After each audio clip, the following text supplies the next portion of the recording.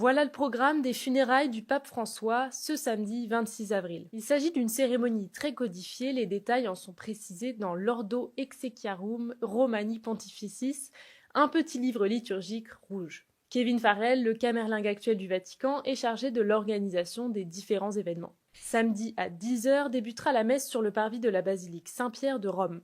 Elle sera présidée par le doyen du Collège Cardinalis, le cardinal Giovanni Battista Re. Les patriarches et les cardinaux seront vêtus de pourpre avec une mitre blanche damassée, contrairement aux évêques qui porteront une mitre blanche simple. Plusieurs textes seront lus, les Actes des Apôtres, la lettre de saint Paul aux pharisiens et l'évangile de Jean. Puis, le cardinal Giovanni Battista Re donnera une homélie. Une prière universelle sera déclinée en français, arabe, portugais, polonais, allemand et chinois. Viendront ensuite la liturgie eucharistique, la communion des fidèles et le rite du dernier adieu. Le chœur de la chapelle Sixtine chantera également lors de cette messe. Une fois cette célébration terminée, le cercueil du pape François sera transporté vers la basilique pontificale Sainte-Marie-Majeure selon ses dernières volontés. Le cortège funèbre parcourra ainsi environ 4 km dans les rues de la capitale.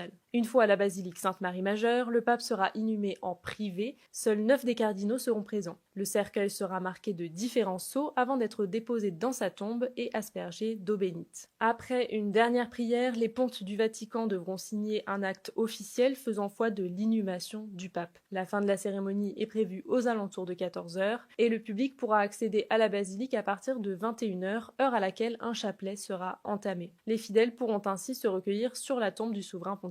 En tout, 9 célébrations auront lieu, une chaque jour jusqu'au 4 mai, dans la basilique Saint-Pierre. Sécurité maximale au Vatican avant les funérailles du pape François.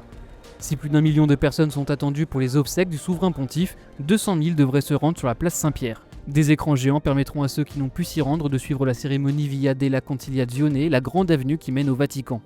Pour entrer dans le périmètre, les contrôles sont partout. 2000 policiers sont mobilisés en ce samedi, patrouilles armées, snipers, drones et même avions de chasse. De nombreux dispositifs anti-drones comme celui-ci sont déployés autour de la place Saint-Pierre. Du côté des invités, au moins 130 délégations étrangères seront présentes, dont 10 monarques et 50 chefs d'État, parmi lesquels Emmanuel Macron, Donald Trump, Felipe VI, Albert II ou le prince William. Depuis mercredi, plus d'une centaine de milliers de personnes se sont recueillies devant la dépouille de François, exposée au sein de la basilique Saint-Pierre. Mais c'est dans la basilique Sainte-Marie-Majeure, dans le centre de Rome, que le pape sera inhumé après un parcours d'environ 4 km. Fait rare, un pape n'a pas été enterré en dehors de la basilique Saint-Pierre depuis 3 siècles. Une photo de sa tombe a été dévoilée, une dalle surmontée d'une croix avec pour seule inscription Franciscus, François en latin. C'était la volonté du pape, décédé ce lundi 21 avril à l'âge de 88 ans.